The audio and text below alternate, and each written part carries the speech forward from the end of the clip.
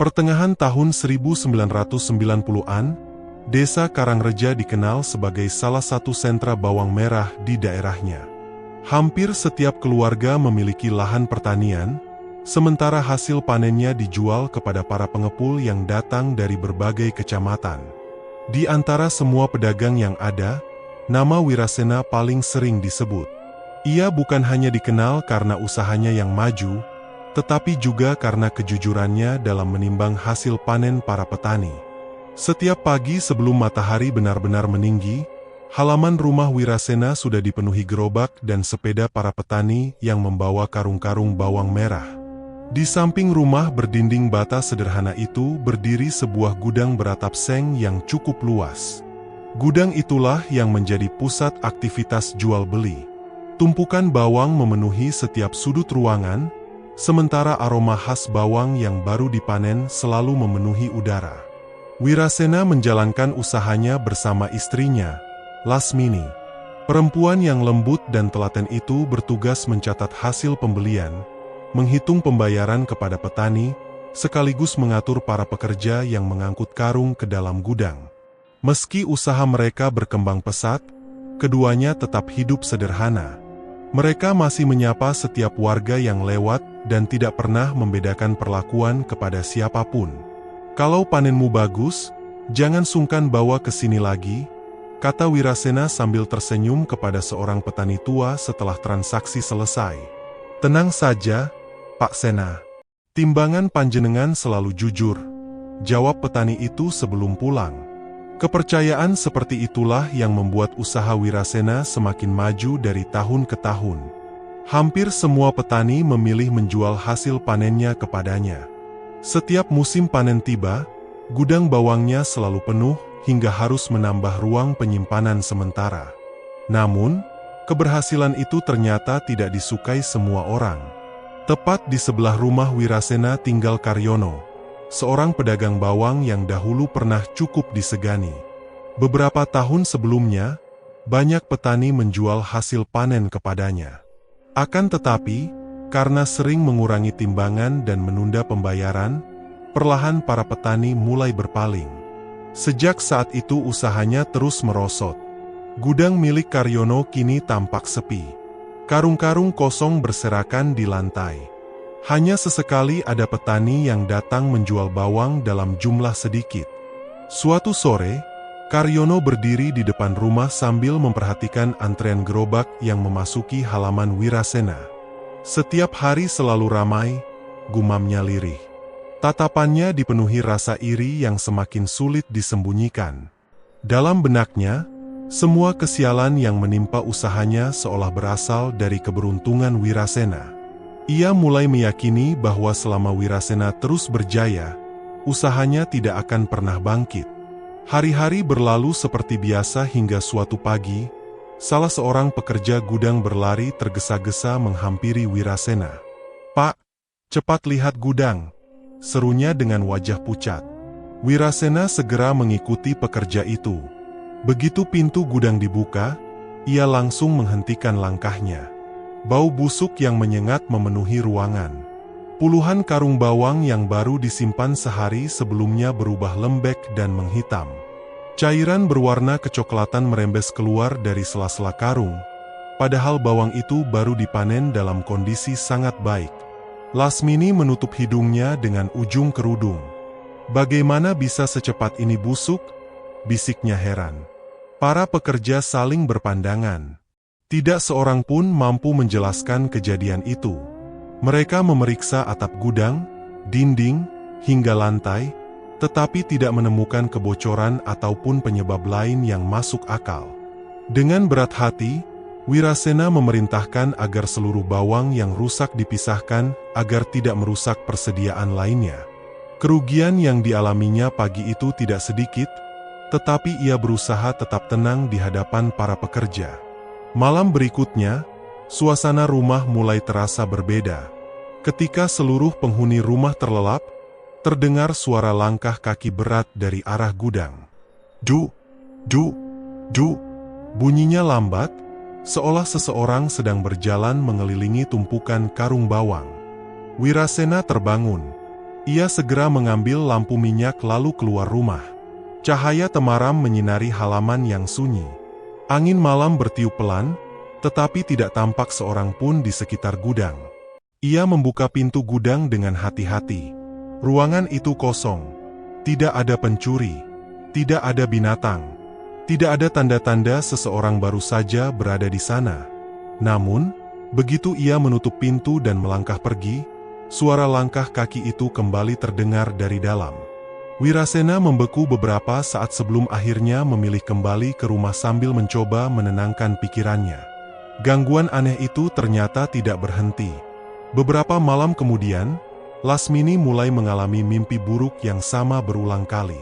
Dalam mimpinya, ia melihat seorang sosok tinggi berpakaian serba hitam berdiri diam di tengah gudang bawang. Wajahnya tidak terlihat jelas, tetapi sepasang matanya memandang lurus ke arahnya tanpa berkedip. Setiap kali Lasmini mencoba berteriak, sosok itu perlahan mengangkat tangan dan menunjuk ke arah rumah mereka. Lasmini selalu terbangun dengan napas tersengal dan tubuh dipenuhi keringat dingin. Di siang hari, para pekerja mulai saling berbisik mengenai kejadian-kejadian ganjil. Salah seorang di antaranya mengaku melihat bayangan hitam melintas di belakang gudang menjelang maghrib. Ketika dikejar, bayangan itu lenyap begitu saja. Sejak saat itu, tidak ada lagi pekerja yang berani berada di gudang sendirian setelah matahari mulai tenggelam. Sementara itu, dari balik jendela rumahnya, Karyono diam-diam memperhatikan kesibukan di halaman Wirasena. Senyum tipis muncul di sudut bibirnya saat melihat para pekerja tampak gelisah dan sering menoleh ke arah gudang. Menjelang sore beberapa hari kemudian, seorang pria tua memanggul puluhan sapu lidi dan sapu ijuk memasuki jalan desa. Pakaiannya sederhana, langkahnya tenang, dan wajahnya memancarkan keteduhan. Ia adalah Jatmiko, penjual sapu keliling yang hampir setiap bulan melewati desa itu. "Silakan, sapu lidi, sapu ijuk," serunya pelan. Ketika melintas di depan rumah Wirasena, langkah Jatmiko mendadak terhenti. Tatapannya beralih ke arah gudang bawang yang berdiri di samping rumah. Wajahnya yang semula tenang berubah serius. Ia memejamkan mata beberapa detik, seolah merasakan sesuatu yang tidak kasat mata. Angin sore tiba-tiba berembus dingin melewati halaman. Jatmiko membuka matanya perlahan. Pandangannya tetap tertuju pada gudang itu, sementara kerutan di dahinya semakin dalam. Tanpa mengucapkan sepatah kata pun, ia menyadari bahwa hawa gaib yang menyelimuti tempat itu bukanlah sesuatu yang biasa. Sore itu, setelah beberapa saat berdiri memandangi gudang bawang milik Wirasena, Jatmiko akhirnya melangkah mendekati teras rumah. Puluhan sapu lidi dan sapu ijuk masih dipikul di bahunya. Wajahnya kembali terlihat tenang, seolah tidak terjadi apa-apa. Saat itu Lasmini yang sedang menyapu halaman melihat kedatangannya. "Silakan mampir, Pak. Mau istirahat sebentar?" sapa Lasmini dengan ramah. Jatmiko mengangguk pelan. "Kalau tidak merepotkan, saya hanya ingin minum seteguk air." Lasmini segera mempersilakannya duduk di bangku bambu. Tak lama kemudian, Wirasena keluar dari dalam rumah setelah mendengar suara istrinya menyambut tamu. Ia langsung mengenali Jatmiko sebagai penjual sapu yang sesekali melewati desa mereka. "Sudah lama tidak lewat sini, Pak," kata Wirasena sambil menyodorkan segelas teh hangat. Jatmiko menerima teh itu dengan kedua tangan. Tatapannya sesekali mengarah ke gudang bawang yang berdiri tak jauh dari halaman. "Gudang itu, sudah berapa lama mulai terasa berbeda?" tanyanya tiba-tiba. Pertanyaan itu membuat Wirasena dan Lasmini saling berpandangan. "Apa Bapak juga merasakannya?" tanya Lasmini dengan nada pelan. Jatmiko hanya mengangguk. Tanpa bermaksud menutupi apapun, Wirasena kemudian menceritakan semua kejadian yang mereka alami. Ia menjelaskan tentang bawang yang mendadak membusuk, suara langkah kaki setiap tengah malam, hingga mimpi buruk yang terus menghantui Lasmini. Selama bercerita, wajah Jatmiko tetap tenang, tetapi sorot matanya menunjukkan keseriusan. Setelah cerita selesai, ia menghela napas panjang. Kalau hanya gangguan makhluk halus yang kebetulan singgah, hawa di tempat ini tidak akan seberat ini, ucapnya perlahan. Maksud Bapak? Tanya Wirasena. Ada seseorang yang sengaja mengirim keburukan ke rumah ini. Suasana langsung menjadi hening. Lasmini menggenggam ujung selendangnya erat-erat. Santet, bisiknya lirih. Jatmiko tidak segera menjawab. Ia bangkit dari tempat duduk lalu berjalan perlahan menuju gudang. Begitu melewati pintu, ia memejamkan mata beberapa saat. Tangan kanannya menyentuh salah satu tiang kayu penyangga gudang. Udara di dalam gudang terasa lebih dingin dibandingkan di luar. Padahal matahari belum sepenuhnya tenggelam. Jatmiko membuka matanya dan memperhatikan setiap sudut ruangan. Ia melihat tumpukan bawang yang masih tersisa, bekas karung yang telah dibuang karena membusuk, serta lantai tanah yang tampak biasa di mata orang lain. Namun, bagi Jatmiko, ada sesuatu yang tidak terlihat oleh penghuni rumah. Ia merasakan hawa panas dan dingin bergantian menyelimuti beberapa sudut gudang. Perasaan itu pernah dikenalnya puluhan tahun silam ketika almarhum kakeknya mengajarkan cara mengenali gangguan gaib tanpa harus mencarinya. Sejak muda, Jatmiko memang mewarisi ilmu spiritual keluarganya. Kakeknya berpesan agar ilmu itu tidak digunakan untuk mencari kekayaan ataupun dihormati orang lain. Ilmu tersebut hanya boleh dipakai untuk melindungi orang yang menjadi korban kejahatan. Karena itulah Jatmiko memilih menjalani hidup sederhana sebagai penjual sapu keliling. Ia lebih suka berjalan dari desa ke desa daripada dikenal sebagai orang pintar. Menjelang malam, atas izin Wirasena, Jatmiko memutuskan tinggal sementara di rumah itu. "Saya hanya ingin memastikan dugaan saya," katanya singkat. Selepas salat Isya, halaman rumah menjadi sunyi. Para pekerja telah pulang, sementara warga mulai menutup pintu rumah masing-masing. Jatmiko membawa sebuah kendi kecil berisi air, beberapa lembar daun kelor, dan segenggam garam kasar yang selalu ia simpan di dalam tas kain lusuhnya. Tidak ada sesaji ataupun benda-benda aneh. Ia hanya berdiri di depan pintu gudang sambil melafalkan doa-doa yang diajarkan kakeknya. Wirasena dan Lasmini memperhatikan dari kejauhan tanpa berani mengganggu. Sesaat kemudian, angin yang semula berembus pelan tiba-tiba berubah menjadi dingin. Lampu minyak di teras berkedip-kedip. Api kecilnya hampir padam sebelum kembali menyala. Brak! Terdengar suara benturan keras dari dalam gudang. Disusul suara lain yang seolah berasal dari tumpukan karung yang saling dihantamkan. Brak! Bruk!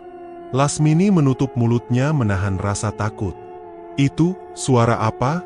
bisiknya. Wirasena menggeleng pelan. Ia sendiri tidak pernah mendengar suara sekeras itu sebelumnya. Jatmiko tetap berdiri tenang.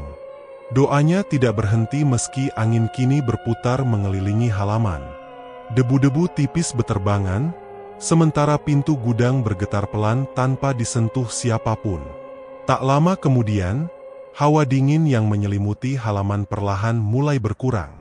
Suara benturan juga berhenti secara tiba-tiba. Keadaan kembali sunyi. Jatmiko mengusap peluh di dahinya. Ia sadar bahwa doa yang dipanjatkannya berhasil menahan sebagian gangguan untuk sementara waktu, tetapi belum menghilangkannya. Setelah masuk kembali ke rumah, Wirasena segera bertanya, "Apa semuanya sudah selesai, Pak?" Jatmiko menggeleng pelan. "Belum." Ia meminum segelas air sebelum melanjutkan ucapannya. Yang menyerang rumah ini bukan makhluk yang datang sendiri. Ada seseorang yang sengaja mengarahkannya. Orang itu juga tidak bekerja sendirian. "Maksudnya ada orang yang meminta bantuan dukun?" tanya Lasmini dengan wajah pucat. Jatmiko mengangguk. "Kekuatan yang saya rasakan cukup kuat. Orang yang mengirim santet ini mendapatkan bantuan dari seseorang yang sudah lama berkecimpung dalam ilmu hitam." Suasana rumah kembali diliputi kecemasan. Jatmiko lalu menatap Wirasena dengan sungguh-sungguh. "Mulai malam ini, jangan keluar rumah sendirian setelah matahari terbenam.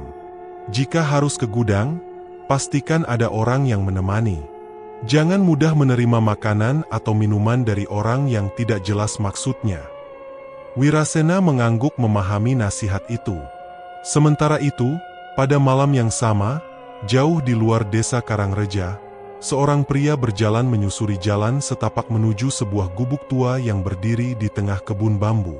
Pria itu adalah Karyono. Tanpa ragu ia memasuki gubuk yang hanya diterangi lampu sentir redup. Di hadapannya telah duduk seorang dukun tua berwajah keriput. Karyono mengeluarkan sebuah buntalan kain dari balik bajunya lalu meletakkannya di lantai. Usahanya masih bertahan, katanya dengan nada kesal. Kalau begitu, jawab sang dukun pelan sambil menatap bara dupa yang mulai mengepul. Kita akan membuat kiriman berikutnya jauh lebih kuat. Karyono mengangguk tanpa sedikit pun menunjukkan keraguan, sementara asap dupa perlahan memenuhi ruangan gelap itu. Sejak Jatmiko memastikan bahwa gangguan di rumah Wirasena berasal dari santet kiriman, suasana di kediaman Juragan Bawang itu tidak pernah benar-benar tenang. Meski aktivitas jual-beli tetap berlangsung pada siang hari, kegelisahan mulai terlihat di wajah para pekerja. Mereka bekerja lebih cepat dari biasanya dan selalu berusaha meninggalkan gudang sebelum matahari tenggelam. Pagi itu, beberapa pekerja sedang menyusun karung-karung bawang hasil panen terbaru. Gudang kembali dipenuhi aroma bawang segar, tetapi tidak seorang pun merasa nyaman berada di dalamnya. Tiba-tiba salah seorang pekerja bernama Darto menghentikan pekerjaannya. "Kalian dengar sesuatu?" tanyanya sambil menoleh ke arah tumpukan karung di sudut gudang. Semua terdiam. Beberapa detik kemudian terdengar suara lirih. Hu. Suara itu menyerupai tangisan seorang perempuan yang tertahan. Mula-mula pelan, lalu semakin jelas seolah berasal dari balik tumpukan bawang. Para pekerja saling berpandangan dengan wajah pucat. "Itu dari mana?" bisik seorang pekerja lainnya. Belum sempat ada yang menjawab, suara tangisan itu mendadak berhenti. Suasana berubah sunyi. Darto mencoba memberanikan diri mendekati sudut gudang sambil membawa sebatang bambu. Dengan tangan gemetar, ia menyibakkan beberapa karung bawang. Tidak ada siapapun. Namun ketika ia melangkah mundur, sebuah karung di bagian paling bawah tiba-tiba bergeser sendiri. Gres! Lalu karung lainnya ikut bergerak perlahan. Seolah-olah ada sesuatu yang sedang merangkak di bawah tumpukan bawang. "Keluar!" Teriakan para pekerja pecah hampir bersamaan. Mereka berlarian meninggalkan gudang tanpa sempat membawa peralatan kerja. Wirasena yang sedang berbicara dengan petani di halaman segera bergegas masuk.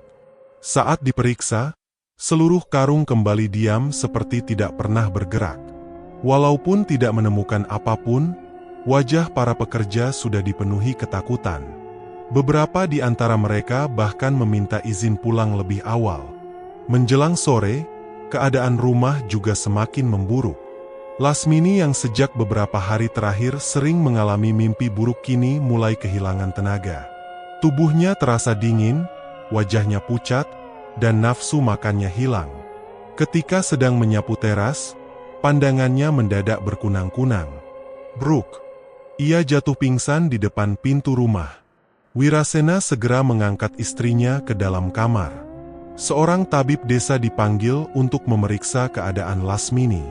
Setelah memeriksa denyut nadi dan suhu tubuhnya, tabib itu hanya menggeleng pelan. "Badannya lemah, tetapi saya tidak menemukan penyakit yang jelas," ucapnya bingung. Ramuan tradisional yang diberikan tabib tidak banyak membantu. Malam harinya, Lasmini mulai mengigau. "Wirasena!" Suaranya lirih. "Jangan ikut dia." Wirasena yang berjaga di samping tempat tidur langsung menggenggam tangan istrinya. "Lasmini, aku di sini." Namun Lasmini tidak membuka mata. Sosok itu berdiri di gudang. "Nanti dia membawamu." Keringat dingin membasahi dahinya. Ia terus mengucapkan kalimat-kalimat yang tidak dimengerti, seolah sedang melihat sesuatu yang tidak terlihat oleh orang lain. Keesokan paginya, Jatmiko datang kembali ke rumah Wirasena setelah berkeliling menjajakan sapu di desa sebelah. Begitu melihat keadaan Lasmini, ia langsung memahami bahwa serangan santet telah berubah. Dulu hanya menyerang usaha, katanya pelan kepada Wirasena. Sekarang mulai mengincar keluargamu. Wirasena menundukkan kepala. Apa masih bisa diselamatkan? Selama kita belum menyerah, selalu ada jalan. Sore itu Jatmiko mulai memasang perlindungan di sekitar rumah dan gudang. Ia tidak menggunakan benda-benda aneh ataupun ritual yang mencolok. Ia hanya membawa kendi berisi air bersih, beberapa lembar daun kelor, segenggam garam kasar, serta doa-doa yang diwariskan oleh almarhum kakeknya. Sambil berjalan mengelilingi rumah, ia memanjatkan doa dengan suara lirih. Air dari kendi dipercikannya di beberapa sudut halaman, sementara daun kelor diletakkan di dekat pintu gudang. Wirasena mengikuti dari belakang tanpa banyak bertanya. Menjelang malam, suasana terasa sedikit berbeda. Angin dingin yang biasanya berembus dari arah gudang tidak lagi memasuki rumah. Meski demikian, Jatmiko belum tampak lega. Perlindungan ini hanya menghambat, katanya, bukan mengakhiri. Di tempat lain, Karyono justru mulai merasakan akibat dari perbuatannya sendiri. Setiap malam ia sulit memejamkan mata. Dalam tidurnya, ia selalu bermimpi berjalan di sebuah ladang bawang yang membusuk. Dari balik kabut muncul sosok hitam tinggi yang wajahnya tidak terlihat jelas. Sosok itu hanya berdiri memandangnya. Semakin Karyono berlari, sosok itu selalu muncul di depan. Ia selalu terbangun dengan napas terengah-engah dan tubuh dipenuhi keringat dingin. Gangguan tidak berhenti di dalam mimpi. Suatu malam ketika berjalan pulang dari rumah sang dukun, Karyono merasa seperti ada seseorang yang mengikutinya. Langkah kaki itu selalu terdengar beberapa meter di belakangnya. Saat ia berhenti, suara itu ikut berhenti. Ketika ia menoleh, jalan desa kosong. Perasaan takut mulai menyelinap ke dalam hatinya. Sesaat terlintas keinginan untuk menghentikan semua ini. Namun setiap kali mengingat gudang Wirasena yang selalu ramai, rasa iri kembali menguasainya. Keesokan harinya ia kembali mendatangi dukun yang membantunya. "Aku tidak peduli apa risikonya," katanya dengan nada tegas. "Asal Wirasena jatuh." Dukun tua itu hanya tersenyum tipis tanpa menjawab. Sementara itu, menjelang malam berikutnya, Jatmiko memutuskan melakukan penyelidikan lebih teliti di sekitar gudang. Dengan langkah perlahan, ia mengelilingi bangunan sambil memusatkan perasaannya pada setiap jengkal tanah. Di belakang gudang, dekat sebatang pohon asem tua, langkahnya mendadak terhenti. Ia berjongkok dan menyentuhkan telapak tangannya ke permukaan tanah. Udara di tempat itu terasa jauh lebih dingin dibandingkan bagian halaman lainnya. Jatmiko memejamkan mata beberapa saat. Lalu ia membuka mata dengan sorot yang semakin tajam. "Akhirnya ketemu," gumamnya pelan. Ia bangkit sambil menatap tanah di bawah pohon itu. Dalam hatinya, ia yakin bahwa ada sesuatu yang sengaja dikubur di sana.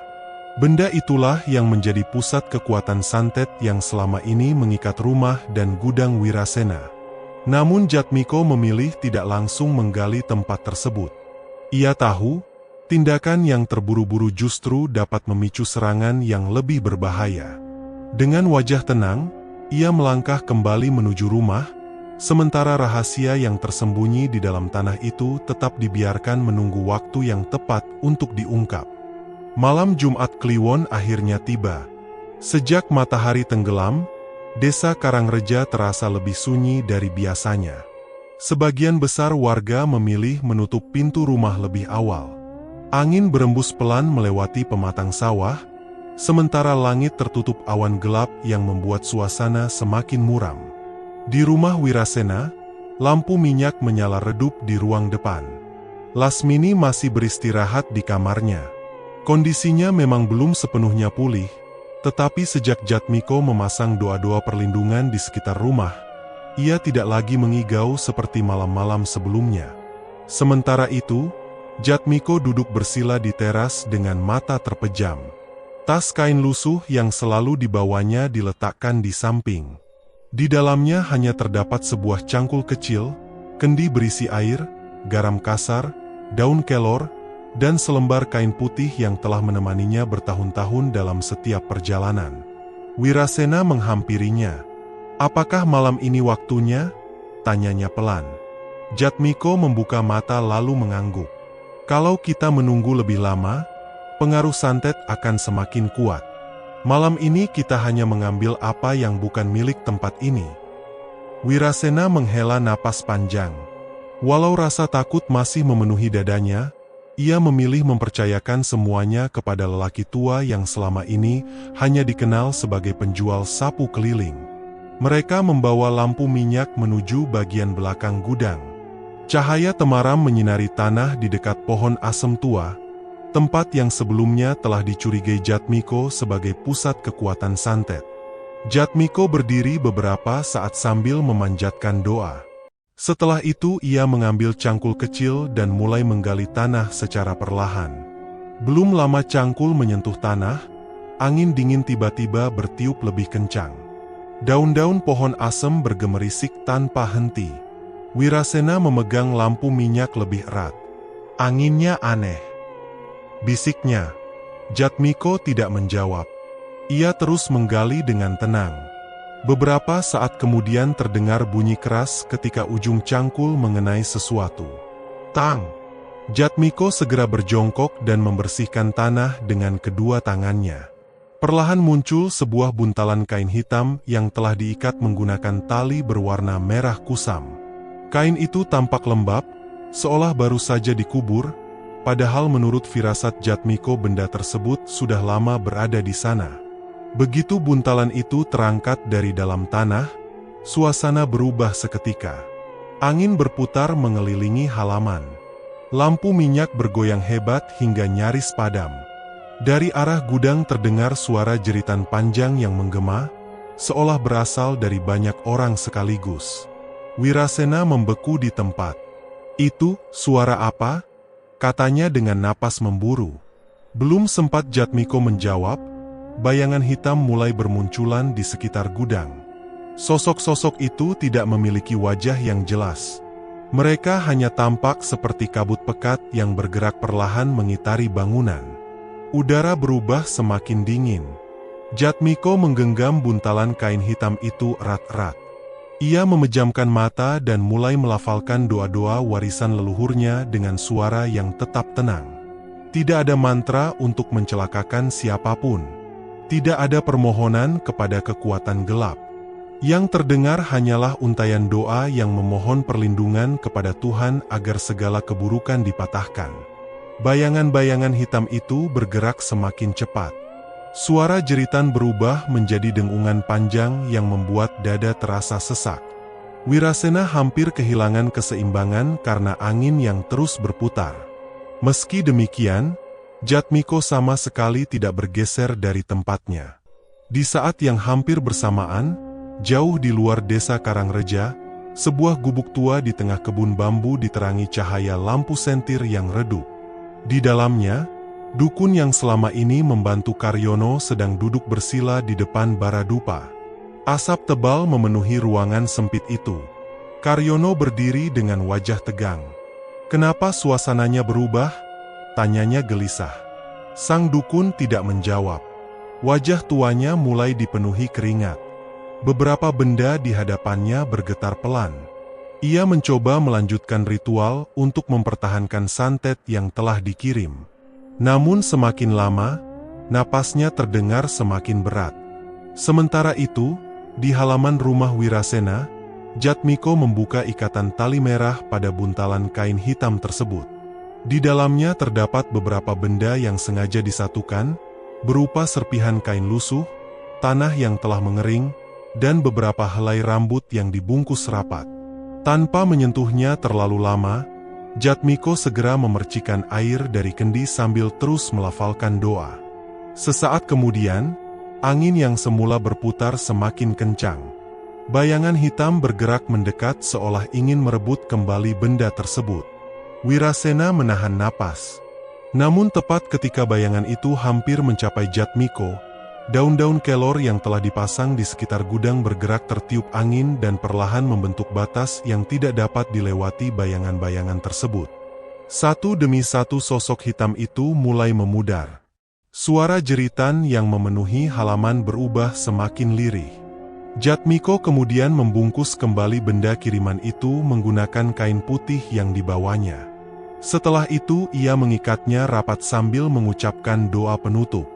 Dalam hitungan detik, angin berhenti berembus. Suasana kembali sunyi. Lampu minyak menyala stabil seperti semula. Udara yang sejak tadi terasa menyesakkan perlahan berubah hangat. Jatmiko menghela napas panjang. Sudah selesai, ucapnya pelan. Wirasena memandang sekeliling halaman dengan tidak percaya. Tidak ada lagi bayangan hitam. Tidak ada lagi suara jeritan. Gudang bawang kembali terlihat seperti bangunan biasa. Jatmiko menatap benda yang telah dibungkus kain putih itu.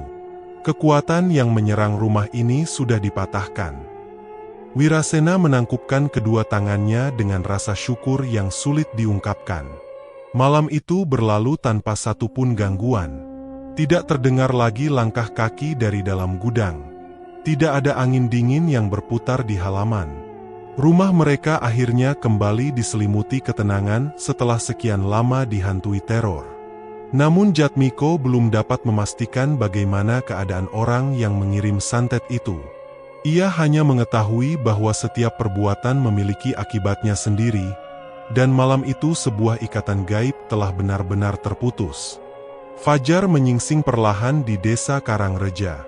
Cahaya matahari yang hangat menerobos sela-sela pepohonan dan menyinari halaman rumah Wirasena. Setelah berhari-hari diselimuti rasa cemas, pagi itu menghadirkan suasana yang berbeda. Udara terasa lebih segar, tidak lagi dipenuhi hawa dingin yang selama ini menyelimuti gudang bawang. Sejak subuh, para pekerja mulai berdatangan seperti biasa. Meski masih menyimpan rasa penasaran atas kejadian malam sebelumnya, mereka memberanikan diri memasuki gudang. Pintu kayu dibuka perlahan. Semua orang terdiam beberapa saat.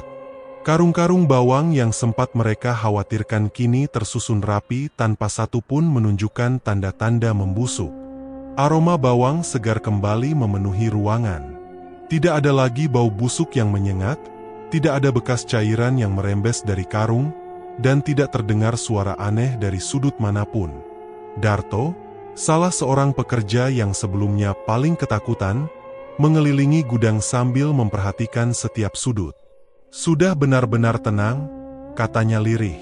Para pekerja saling tersenyum lega.